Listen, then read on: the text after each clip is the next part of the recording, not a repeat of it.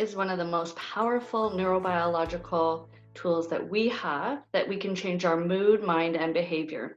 On today's show, I'm going to have 3 guests share their expertise and opinions on how you can maximize learning at home and your mood using music. Welcome to Beyond the Classroom. I'm your host, Kathy Thompson. My first guest today is Adrienne Pringle, and I've known Adrienne for a long time now, I think 15, 16 years.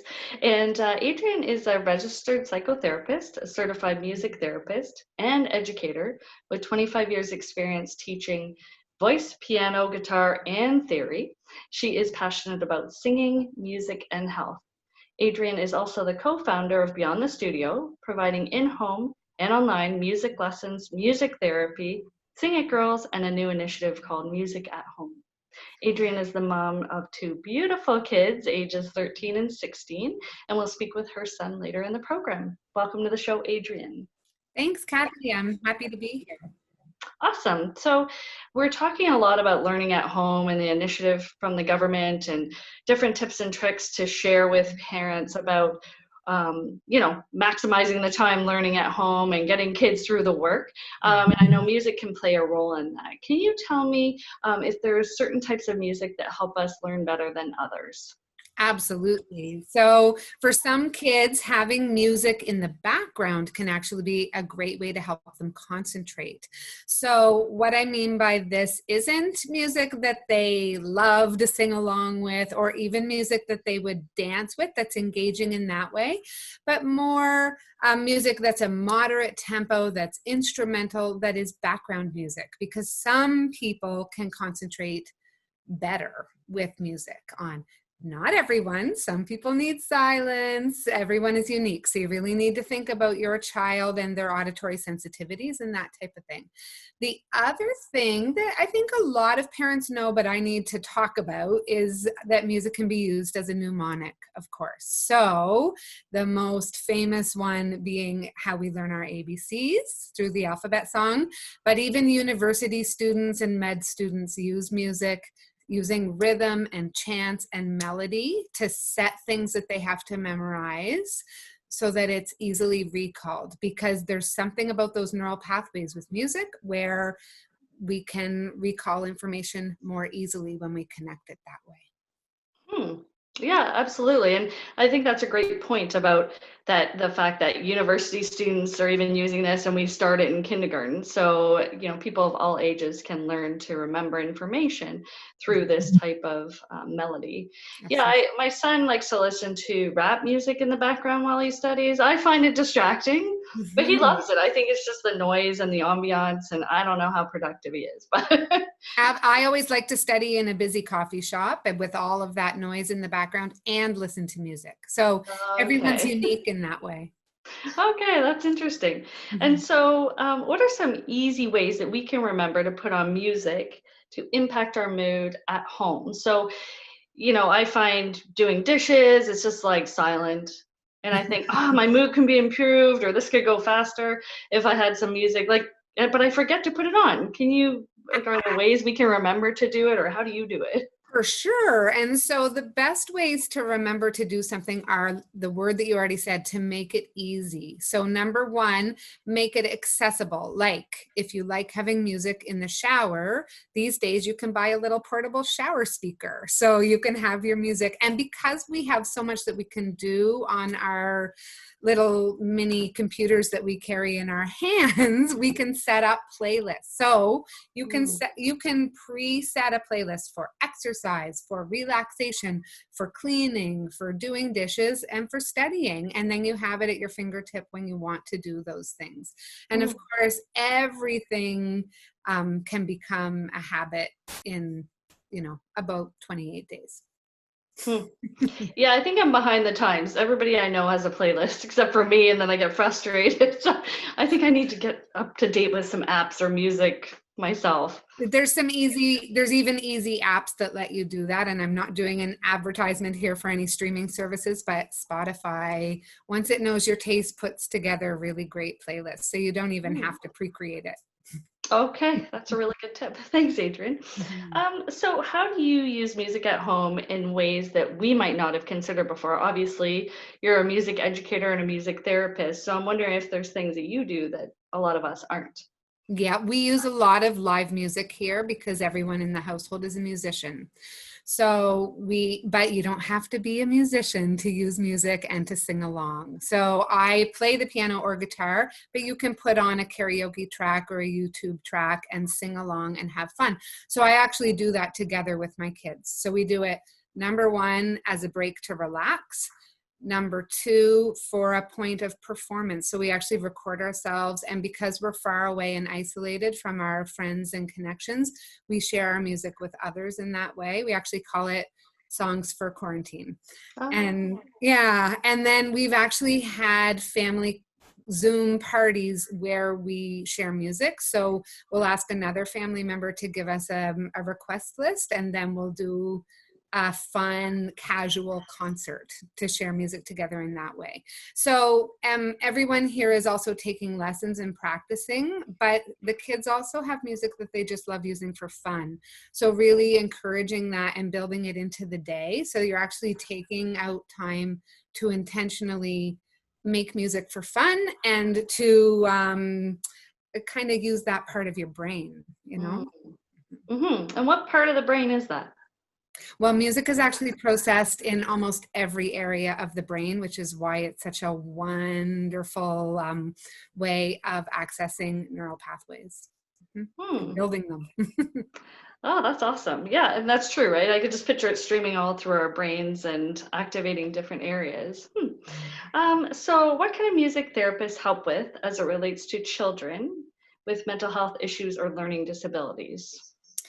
So, what music therapists are trained to do and are really excellent at is assessing individual needs. So, a music therapist always begins with a clinical assessment, and we're looking at number one, what are that child's strengths? What are their areas that we need to address with some goals? And then customizing programs where we use music to address those goals. And so,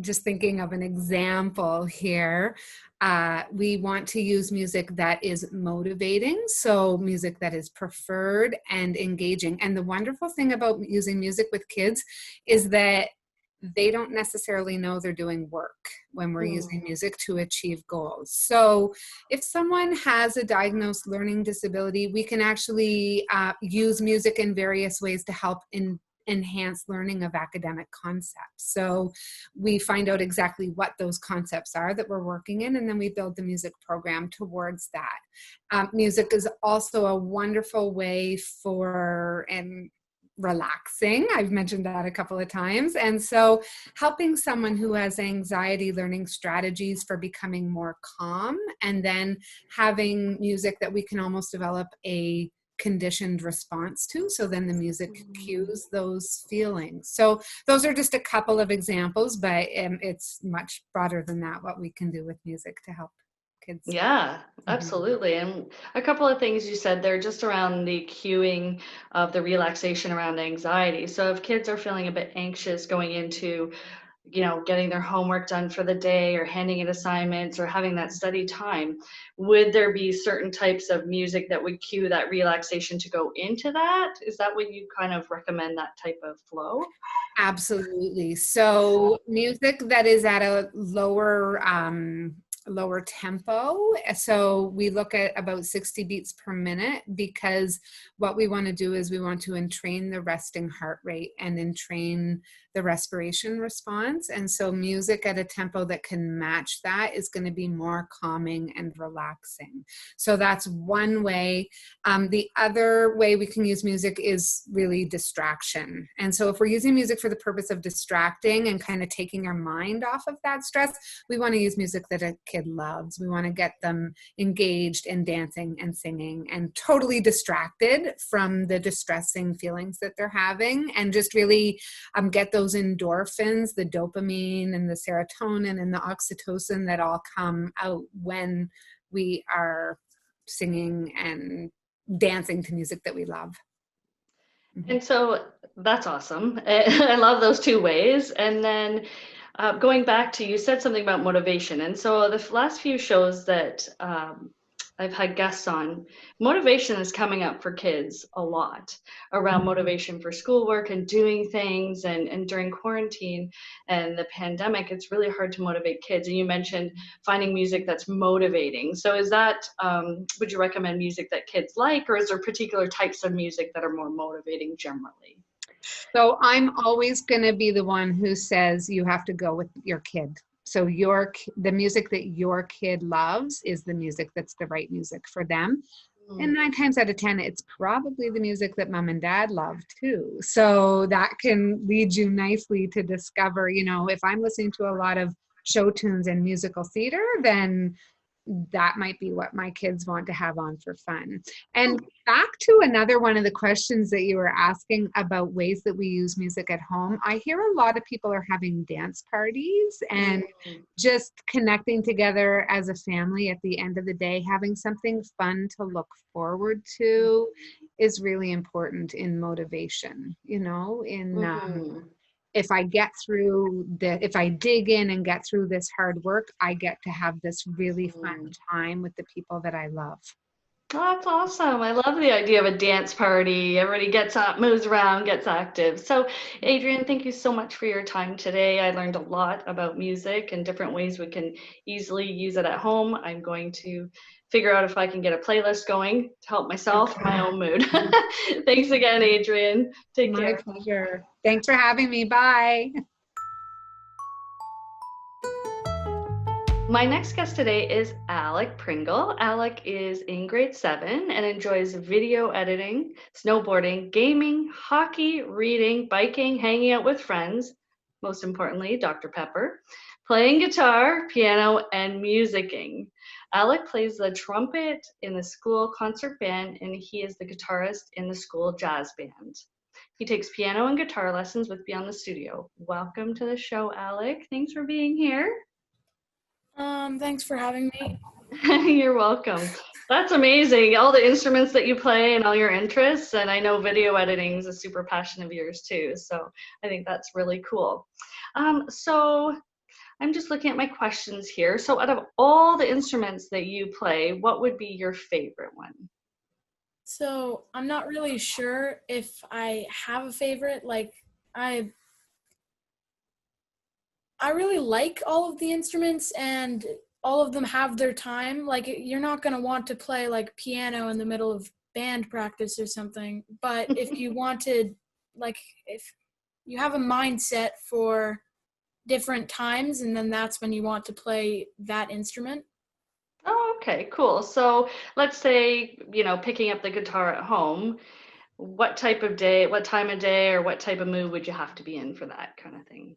Well, I mean, there's kind of a few different moods that you might have. If you're mad about something, you might want to like jam on a guitar for a while just to, I don't know, get your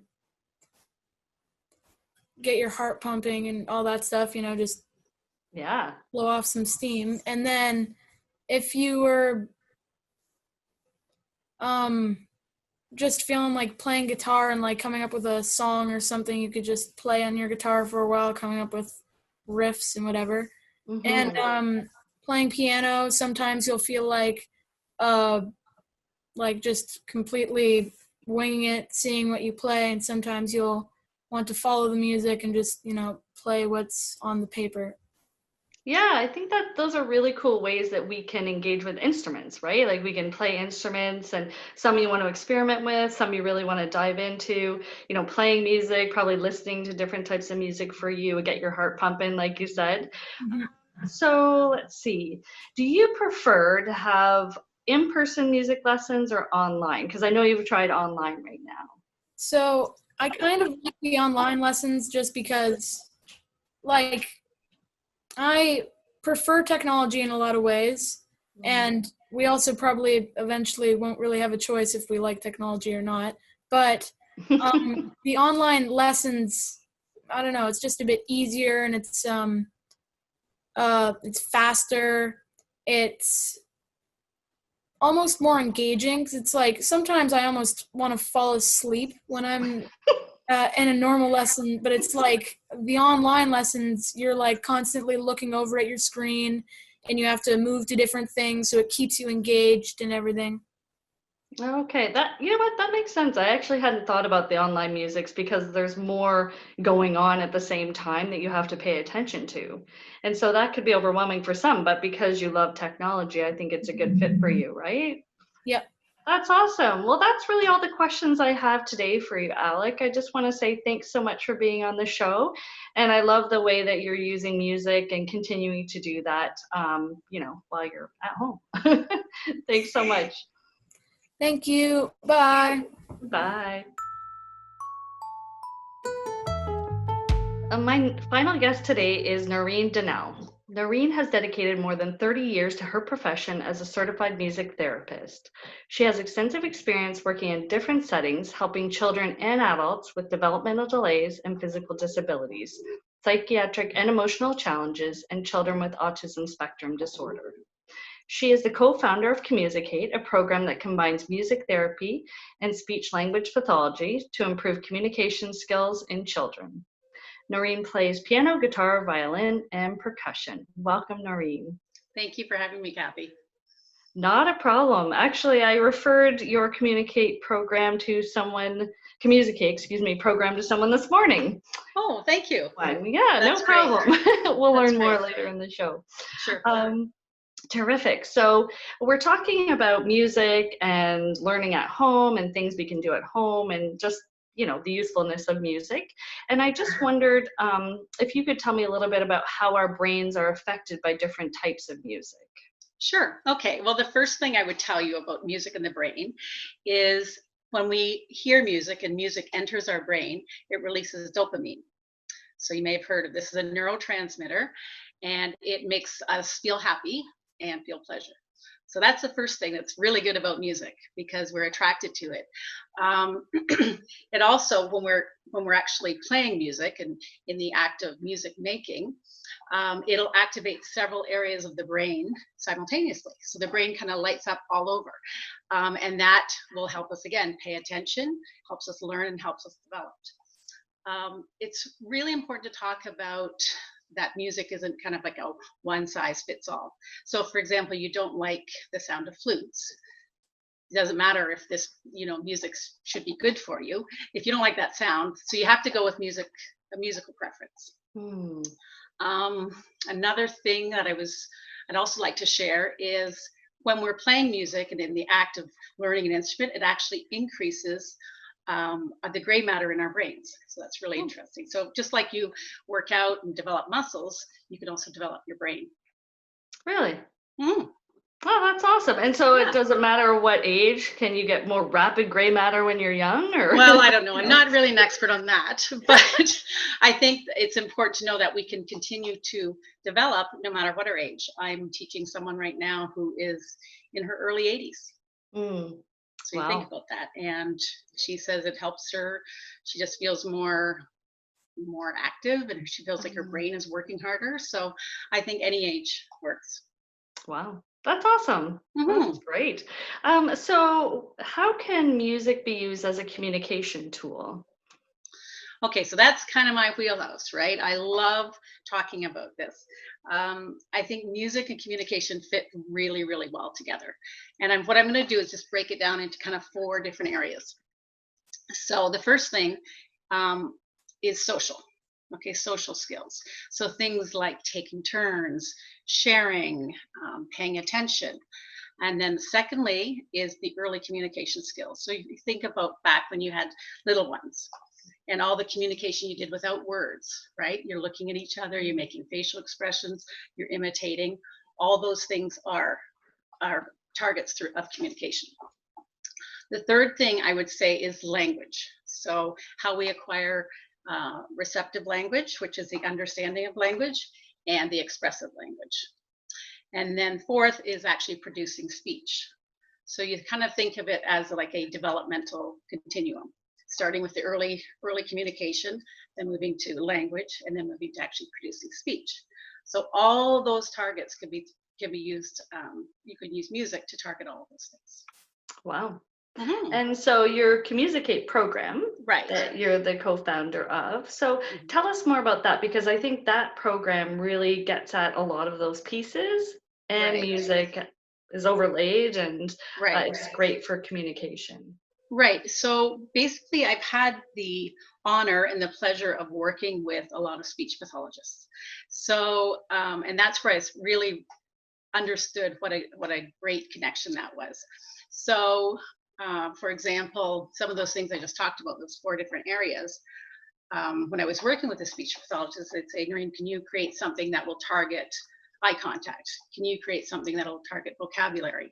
And so I just started creating, and I love to write songs and develop activities. So that was basically how it happened. So the ComMusicate program has over 55 different activities, and they're all music-based activities to target all these different areas of communication.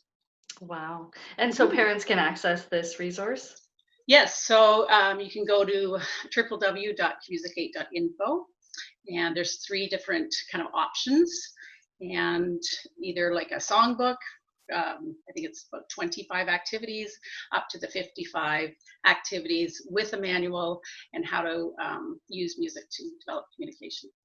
And so would parents have to have a musical background or know how to play an instrument to use this tool? Well, the package does include all the auditory, like the audio files. So all the songs are recorded. You can put them on your phone, you can put them on your computer, whatever you like. And then you could just do these activities with your children. Oh, that sounds awesome. And is there a particular age group that it's geared towards? Yes, probably I would say age 2 up to about maybe 11 or 12. Oh, wow. Depending on the developmental level. Oh, So the actual ComMusicate program is usually facilitated by a music therapist and a speech pathologist. But that's not to say that anybody could access these things, right? I tried to make it very accessible. Oh, that's great. So in addition to ComMusicate, what are some of your go-to tools that you would use for music and learning? Are there other things you can recommend? Well, just referring back to the brain and music, it's primed for learning when we're using music-based activities. It makes an excellent learning tool because it has things like repetition, sequencing, patterning, and structure. So a good example of that is when you learned your alphabet, or when you're teaching the alphabet to your children, what did you use? You sung. Right. Nobody said, right, you did. Well, nobody said, here's 26 pieces of information, brand new information, and you're just going to learn it. You sang it, and you sang it over and over again. And then when children are trying to remember a letter, they would sing it. So that's a really good example of how if you pair information with an auditory cue, you'll remember it better. That's what radios use, like for jingles.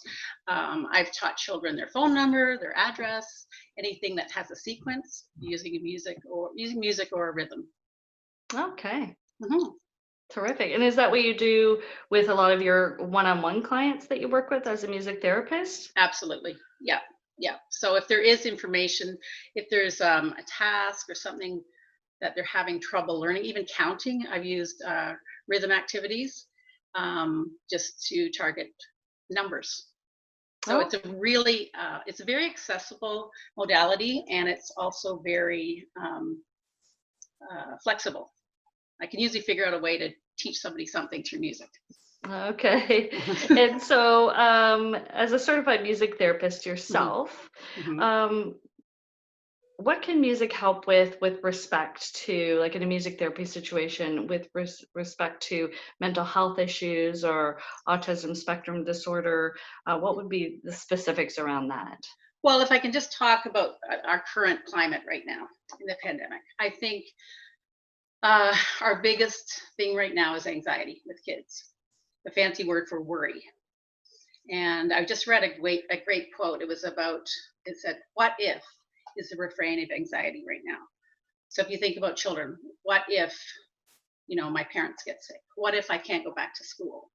What if I get sick? all these things. So I think as a music therapist, because we're using music and not necessarily all verbal processing, I think we can contain that with music. So an example might be songwriting. Or not so much how does worry make you feel, but how does worry sound?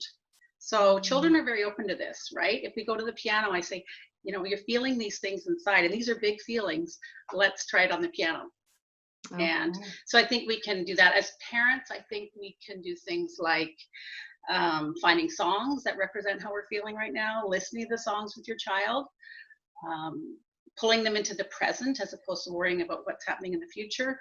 So for example, just getting on a good song on the, you know, on the speaker and dancing in your kitchen, right? That pulls us into the present.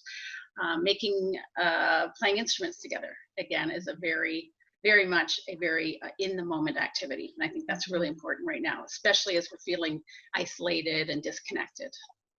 Yeah, I think those are really excellent points around using music in that way. Instead of using your words to describe it, how does that sound?